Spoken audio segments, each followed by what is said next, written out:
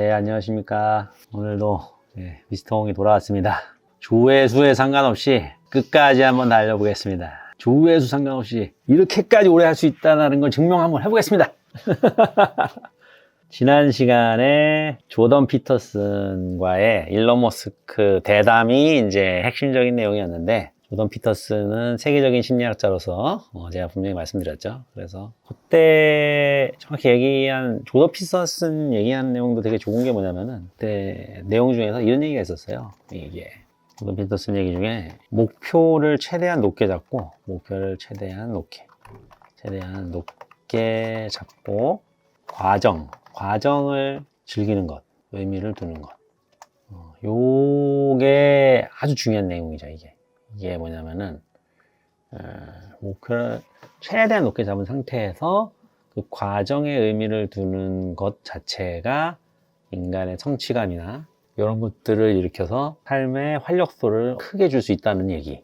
그 과정으로 봤을 때 머스크가 얘기했던 화성에 가는 것을 최대한 높게 잡고 그 과정 속에서의 단계를 의미를 부여하면서 사는 것, 일맥상통한 내용, 뭐 이런 거죠. 그래서 우리들도 살아갈 때 꼭 돈이 아니더라도 어떤 목표를 최대한 높게 잡고 그 과정에 스테이지 1, 스테이지 2 이렇게 하나씩 깨 나가는 것, 그게 삶의 의미를 줄 것이다. 그리고 저기 위에서 얘기했던 것처럼 로봇조차도 인류에게 해를 입혀서는 안 된다고 했으니 인류에게 해를 입히지 않으면서 목표를 이뤄가라. 뭐 이런 얘기가 이제 일론 머스크와 조던 피터슨의 합쳐진 얘기입니다. 어쨌든 그래서 이제 피터슨 얘기가 넘어가고 그 다음 단계로 이제 사실 이 유년기 시절 얘기가 재미없을 수도 있어요. 왜 그러냐면은 왜 내가 일론 머스크 유년기 시절까지 알아야 돼? 라고 할 수 있는데, 근데 유년기 시절만 제가 계속 할 건 아니지만 원래 일론 머스크라는 사람의 저 사상이 어떻게 생겼는지를 한번 이해하기 위해서는 유년기 시절을 알아야 할 수밖에 없어요. 이게 뭐냐면은 사실 일론 머스크는 일반인적으로 봤을 때 기이한 사람이잖아요. 기이한 사람. 그리고 머스크는 대놓고 얘기하는 게 돈은 데이터베이스라고 얘기를 하거든요. 교환 수단으로서의 완벽한 이해를 한 사람인데, 그런 거를 어떤 상황을 겪었길래 그런 생각들을 가지게 됐는가, 이런 생각들을 해봐야 돼요. 그래서 유년기 시절 얘기를 제가 할 수밖에 없었다, 그런 얘기를 하는 거죠. 그래서 유년기 시절 얘기가 이제 거의 이제 한 3분의 2 정도 왔어요. 그래서 이제 3분의 1만 더 진행하면은 이제 성인기에 이제 캐나다로 넘어간 얘기가 넘어갈 텐데, 그 전에 제가 자세하게 유년기 시절에 이제 거의 끝판왕 정도로 얘기할 수 있는 남아프리카 공화국 살던 시절의 얘기를 한번 해보겠습니다. 남아프리카 공화국은 일론 머스크가 17살까지 살았던 동네인데, 남아프리카 공화국을 생각보다 잘 아시는 분들이 많지는 않더라고요. 이제 지도상으로 보면은 이제 저기 당연히 여기 아프리카에 있는 곳인데, 잠비아 들어보셨죠? 잠비아, 나미비아, 여기 옆에 있는 나라가 이제 남아프리카 공화국이에요. GDP는 뭐 현재도 대한민국에 비해서 뭐 어마어마한 차이가 나죠. 잘 사는 동네는 아니라는 겁니다. 그리고 이 남아프리카 공화국이 진짜 중요한 얘기가 하나 있는데, 일론 머스크가 살던 시절에 핵심적인 얘기가 있어요. 이게 뭐냐면은, 이 동네는 부패가 아주 만연한 동네예요. 근데 이거를 아시는 분도 있고 없을 수도 있는데, 아파르트헤이트라는 제도가 있었어요. 이 아파르트헤이트, 이 발음이 좀 어려운데, 아파르트헤이트가 무엇을 의미하냐면, 아파르트헤이트는 백인과 흑인을 완벽히 나누어서 시설부터 교육시설, 뭐 음식점, 심지어는 뭐 휴양지까지도 여기 지역은 흑인들 들어올 수 없다, 여기는 백인만 들어올 수 있다, 이렇게 나누었던 제도가 있었어요. 그게 언제부터 했냐면은, 여기 보시면은 1950년도부터 이제 그렇게 시작되면서 1980년쯤 돼서야 이제 아파르헤이트 정책이 좀 완화됐을 뿐이지, 상당히 오랫동안 있었던 제도예요. 아파르헤이트. 그러니까 백인 흑인의 완벽한 차별주의가 1980년까지 있었다니까요, 여기가. 그 대표적인 여러분 여기 보시면은 이제 간판이 이렇게 있잖아요. 간판. 이게 뭐예요? 이 간판이 뭐냐면은 공공시설 간판인데, 여기서 있잖아요. 백인 전용 공공시설 토지는 백인만 사용하도록 지정되었습니다 라고 써 있잖아요. 여기 보시면은 For use by white person 이렇게 써 있잖아요. 공공시설까지도 백인만 쓸 수 있다라고 이렇게 나눠서 했다니까요. 야, 이게 미친 거죠. 그리고 넬슨 만델라라는 대통령이 있었는데 이 사람이 이제 아파르헤이트 제도를 끝을 낸 사람인데 많이 들어보신 분들도 있을 거예요. 넬슨 만델라.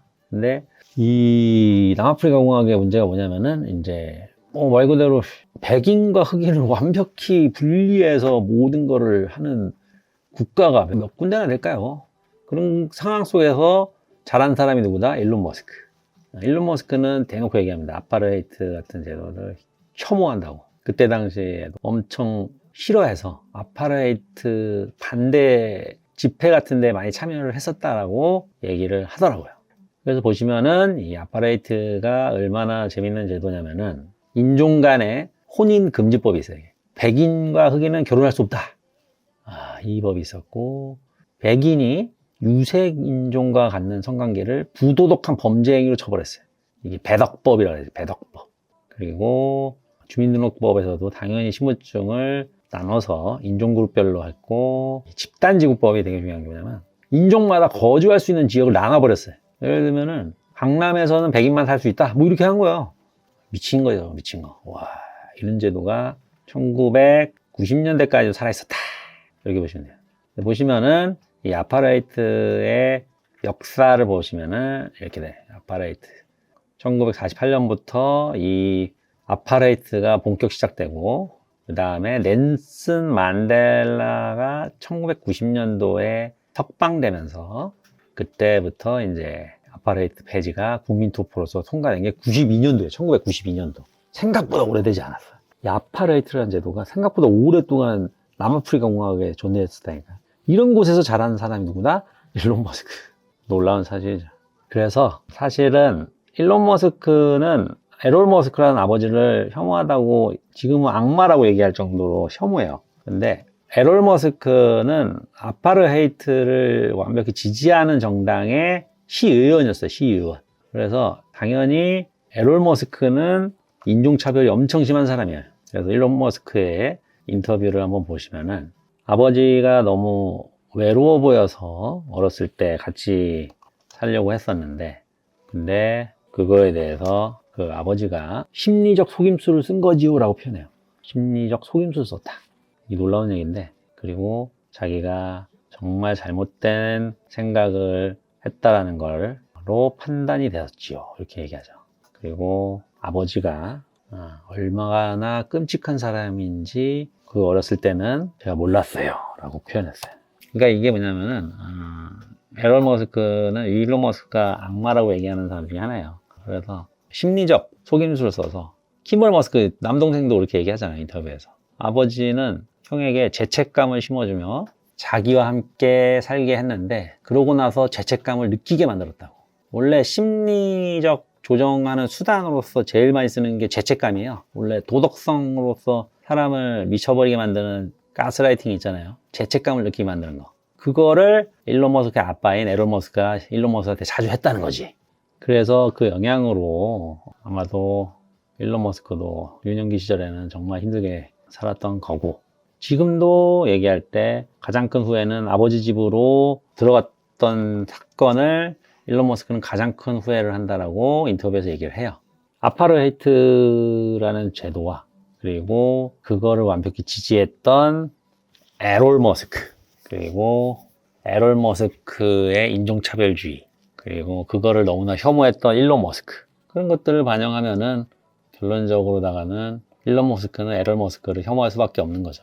다음 시간에는 에롤 머스크에 대해서 정확히 한번 얘기를 좀 자세히 나눠볼게요. 이게 뭐냐면은 에롤 머스크는 좀 알아야 되는데, 에롤 머스크가 일론 머스크를 너무 괴롭힌 사람이어가지고 에롤 머스크의 만행에 대해서 좀 알아야 돼. 그래야지 일론 머스크의 슬픔도 이해할 수 있고, 왜 일론 머스크가 돈은 교환 수단일 뿐이지 권력이나 이런 힘이 있는 그런 게 아니다라는 거로 강조를 하는지, 왜 그런 사상을 갖게 됐는지를 이 아버지의 만행들이나 이런 걸 보면서 좀 더 깨달을 수 있지 않을까.